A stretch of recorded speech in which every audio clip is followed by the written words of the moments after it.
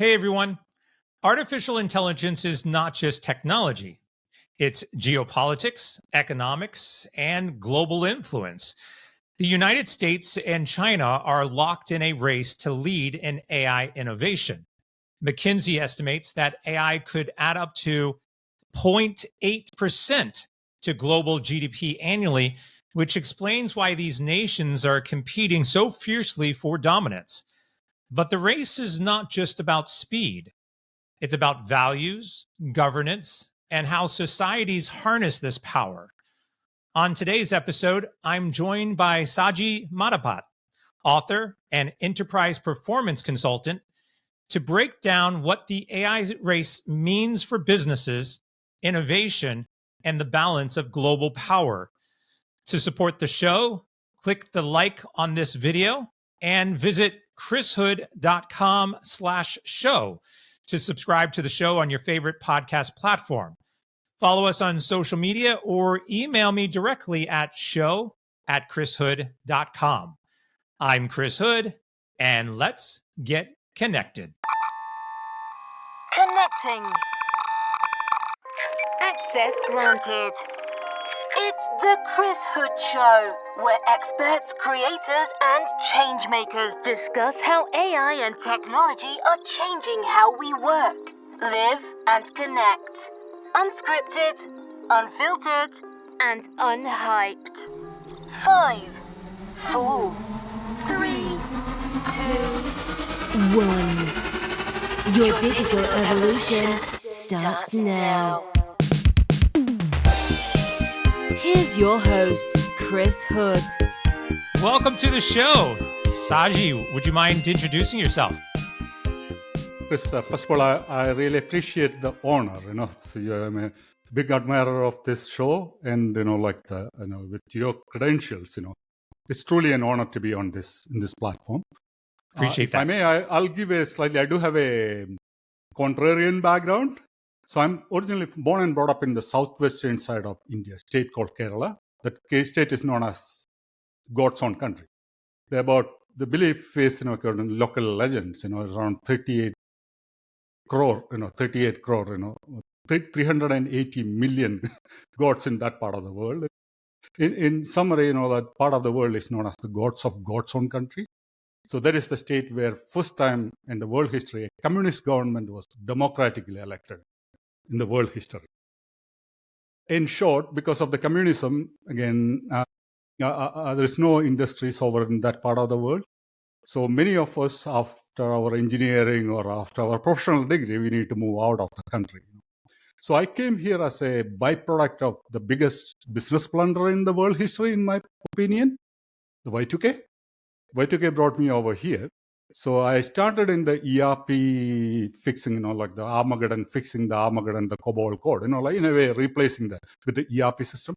I started in my career in a way in the financial side of the ERP systems, and then moved up the chain on the CFO's, corporate financial reporting side of it, CFO's office, and moved up the chain. And I was also with one of the big four consulting firm. I've seen around 50 different systems around the world, and including some of the AI strategies and all those stuff. And I was heavily involved in, around 18 plus countries and various systems with some of the largest corporations in the world, including till recently when my client was second largest alternate investment management or otherwise private equity firm in this part of the world.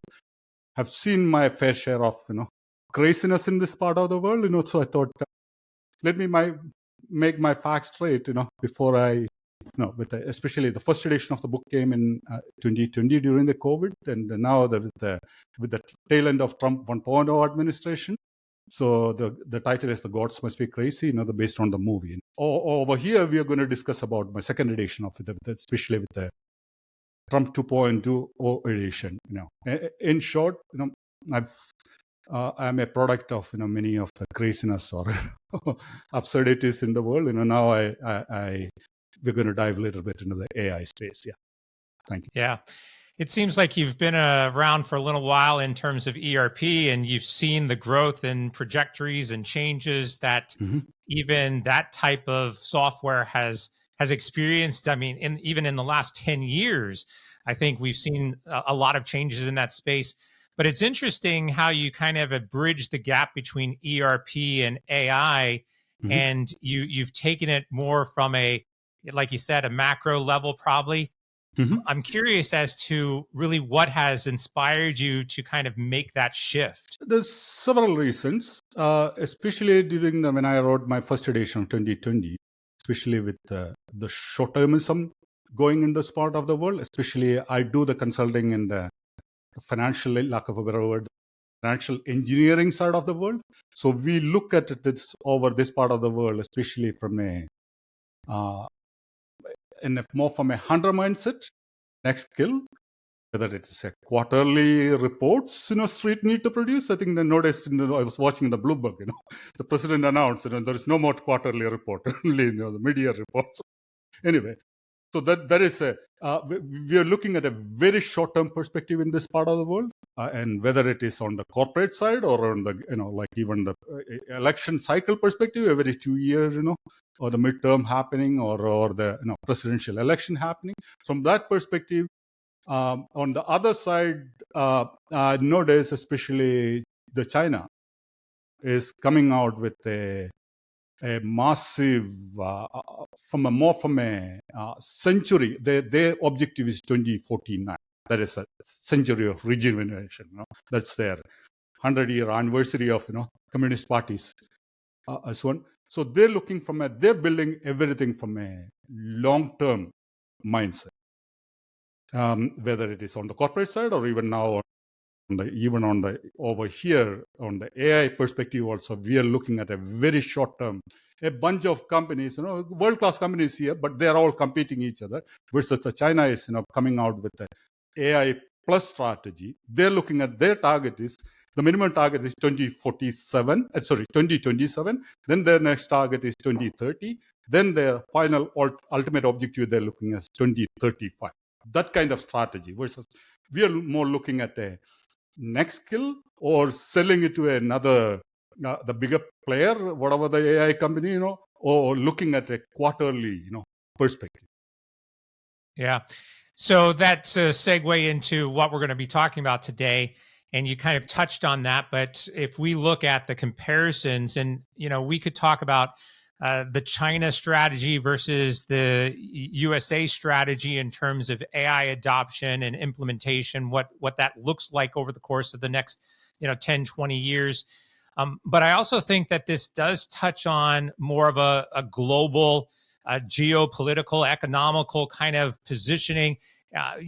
China and U.S. being the biggest countries in this space, but I mean, this has impact across the Euro regions and Latin America regions.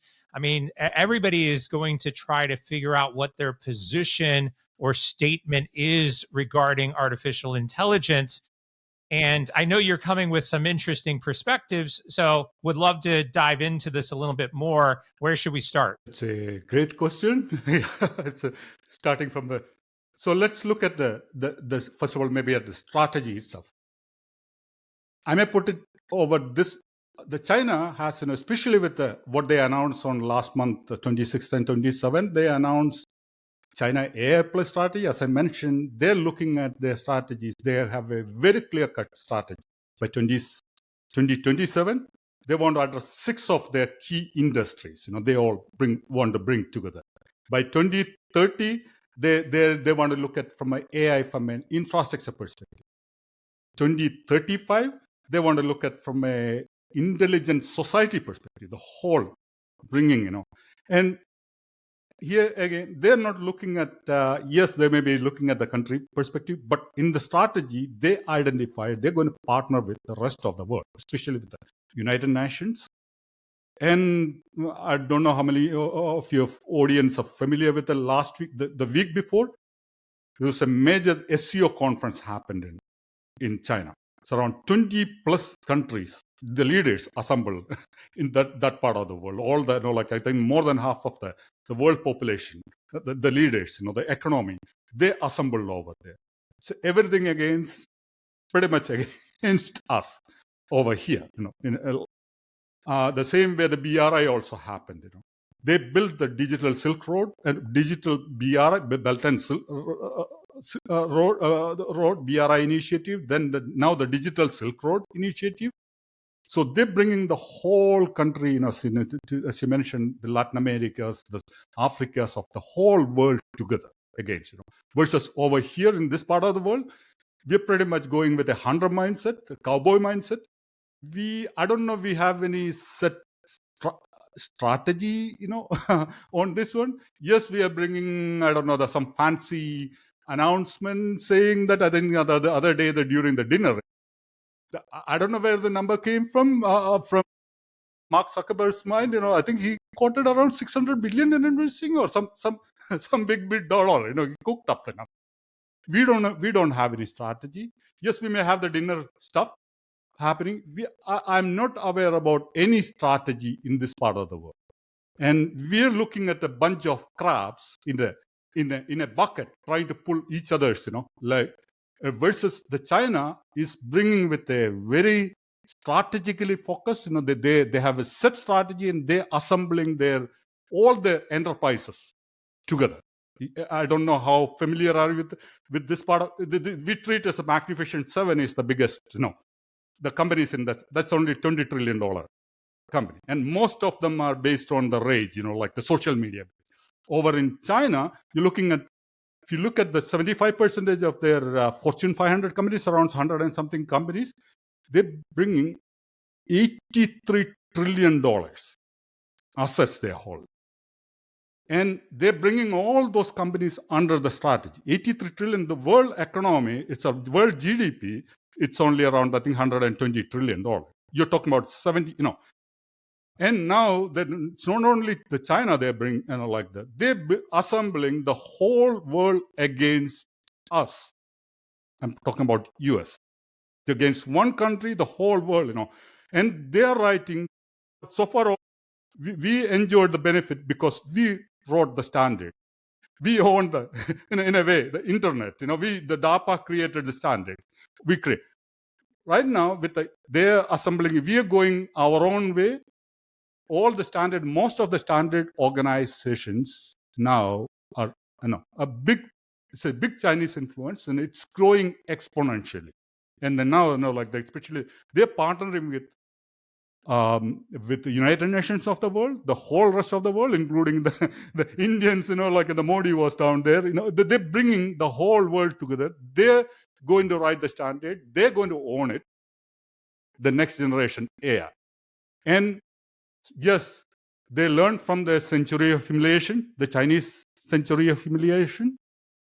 Unfortunately, if we don't learn, it is going to be a century of our humiliation. Yeah, so there's a couple of things you're saying in here, which I think I'd like to dive into a bit more. When I think about the U.S. strategy right now, what I would say is that it's probably definitely infrastructure based, right? So we are trying to figure out how to build additional resources, infrastructure, facilities, energy consumption, those types of areas, so that we can manage the AI that is built, versus where China is going, I would argue, is probably more in the software utilization and, as you said, also the standardization of what AI is.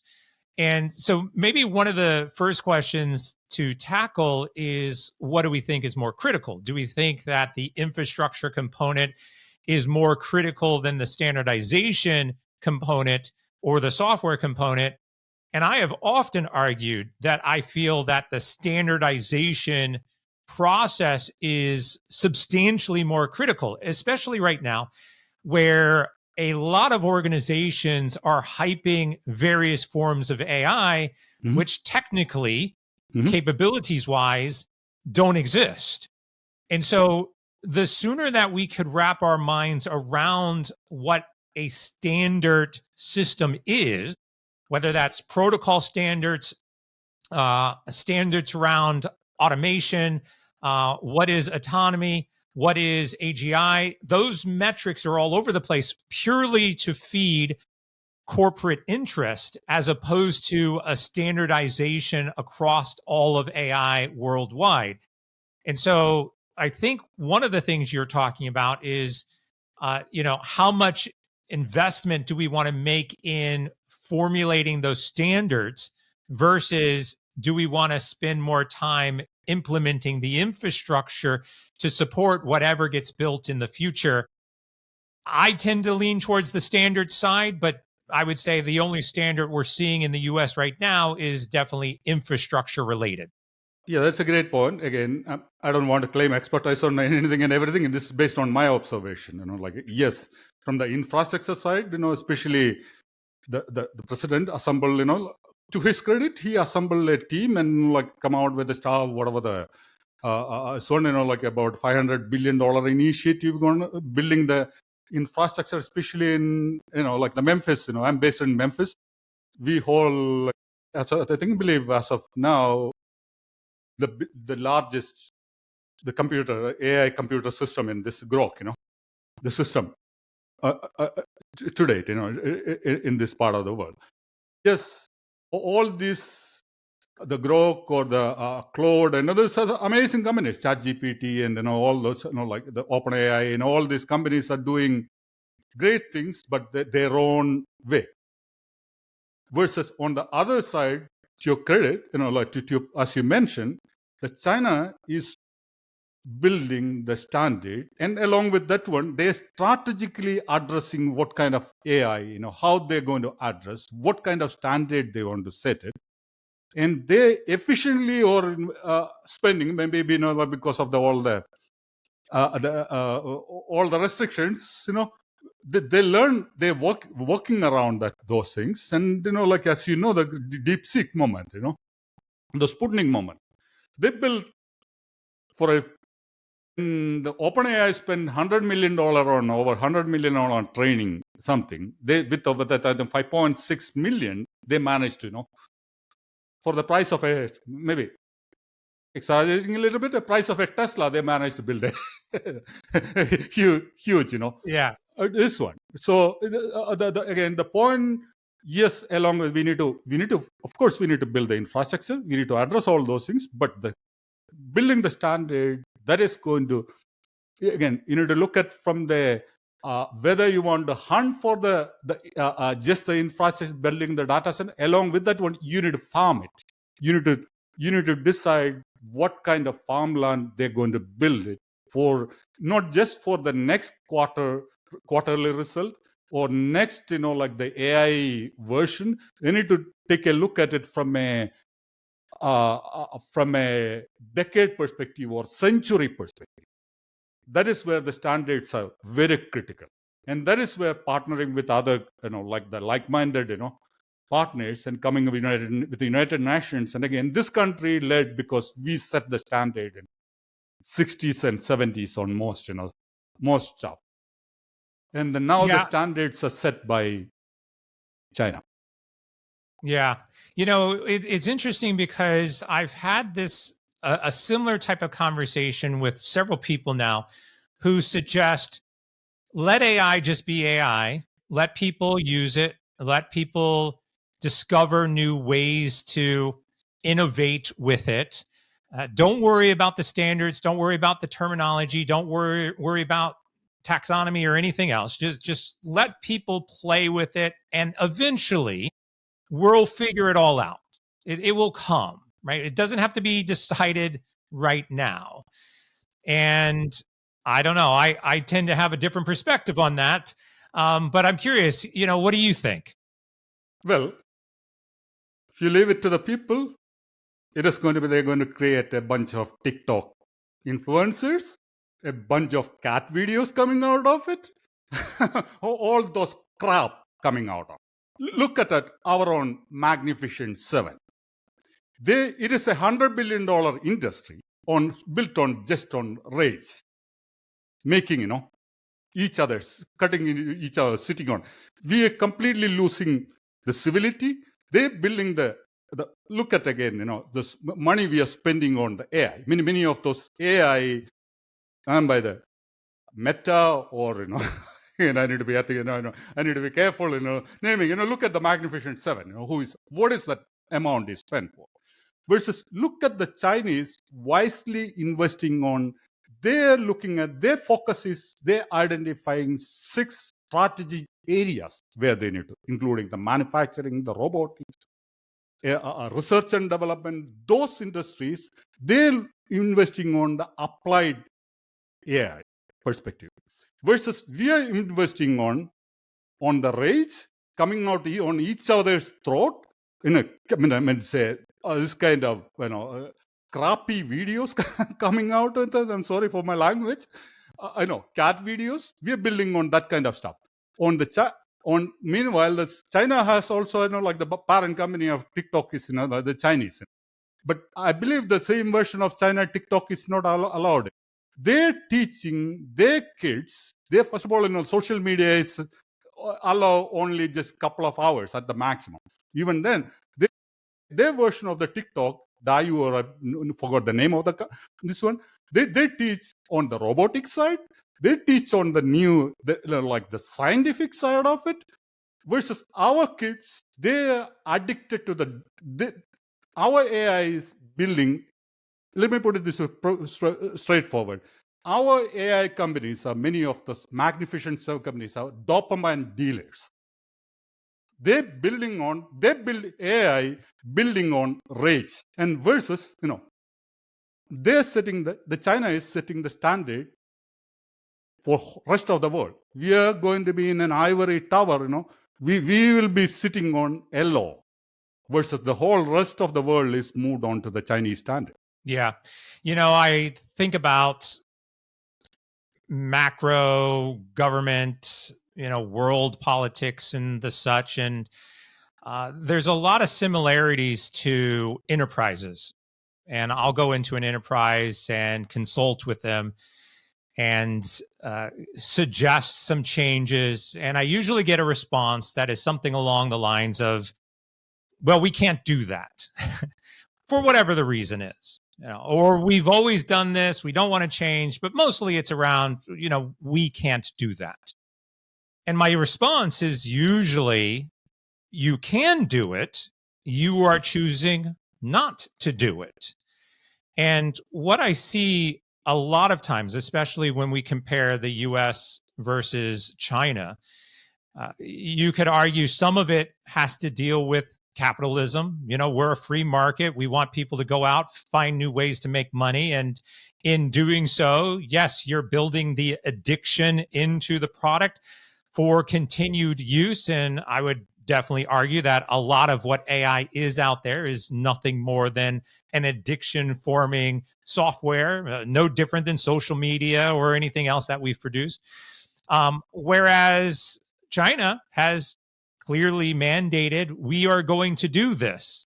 And so if the CEO says we're going to do it, odds are it usually gets done. So some of this, I think, goes back to administration, government organizations. We could say President Trump has the power to mandate some of this, but some of it will get pushed back because of free market. So, maybe we are in sense also our worst enemies because we've got a system in place to allow for that addiction while negating in some other cases the need that we have to drive a standard and drive innovation, as you said, both in our educational system moving upwards, but just more, nationally developing those standards in order to ensure that we have a firm control over the market. Completely agree with you, all those things. But unfortunately, that's the very reason I wrote the book, the first edition of it. And I was a little bit hopeful when I wrote the first edition of it 5 years ago. Now I completely lost that hope. Take a look at first of all, we need to have a very strong leadership. This country, again, was built by the Theodore Roosevelts and the FDRs, and the China is learning from them. And they're following the true capitalism in that part of the world. Over this part of the world, I don't know what we need to call it as plutocracy, or there's a different, we're in a gilded age. So let's come back to the addressing the some of these issues on the AI development itself. If you take a look at it, do you know the more than half of the AI developers are? Do you know where they're based? Here in the US? I wish. No, In I mean, China. are you asking In China. worldwide? Worldwide. Yeah, where are most of the AI developers currently in the world? Uh-huh. Yeah, I would say probably China. China. Even in this part of the world, at least around half of the Chinese, AI developers are Chinese origin. It is a competition between. It's no more. This is from not from the NVIDIA CEO himself. The competition is no longer with China versus Chinese AI versus US AI. Chinese, even within the, as I mentioned, it's almost half the AI developers are Chinese origin. It is China versus Chinese origin, Chinese AI versus the Chinese origin AI. It is a again. My point is, if you look at it over here, half of the universities. This is Harvard's Kristen, I forgot the name of the scholar, predicted back in, I think, around 15 years ago. At that time itself, he predicted around 40 to 50% of the universities we're going to close down, either going to go bankrupt or one way or other. That happened only as of last year. It's only happened around 15%. But with all the new trends happening, and especially with the AI coming into, and the budget. With the new bills and a big beautiful bill and all those things, many of universities are going to. Some of the Ivy League universities here, they may survive. So in this, especially in the and 1 in 8 STEM graduates are coming from China, and almost more than the half PhDs are from China, and even the patent wise. I think, let me quote, and before I need to be, the most of the patents are from the Chinese. I think 1 in 6. I need to refer back again. China holds 70% of AA patents 2023 versus US holds only barely 14% of AI patents. This is again, I think, the number back in 2023, dated number. And China is opening every week one university, modern university. And as I mentioned, we're closing down, predicted to close down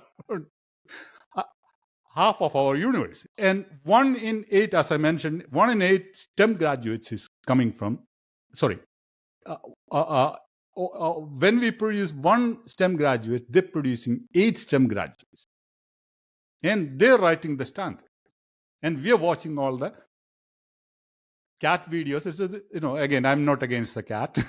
I know, by no means. we are creating the TikTok influencers on the algorithms designed by the Chinese AI developers. Yeah. Well, to wrap up, how about what would you do right now?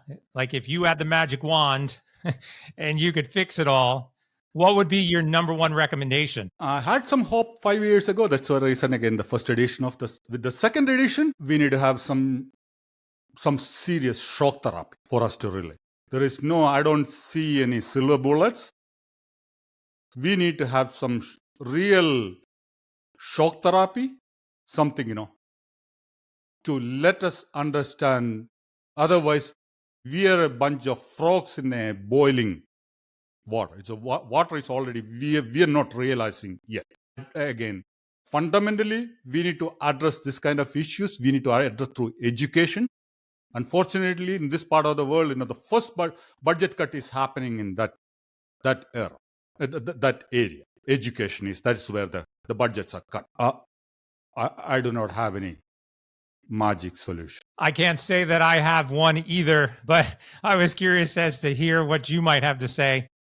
Either way, it's a fascinating conversation, and I think it's also one that we need to have more often. So I appreciate you bringing it to the show today, and I thank you for your insights. Chris, it's truly an honor. Appreciate letting me give my contrarian perspective. I hope I may have some solution next time. Yeah, think about it some more, and then we can work together to figure it out. So how can people get in touch with you or connect with you? They can find me over LinkedIn, Saji Madapat, with the name search.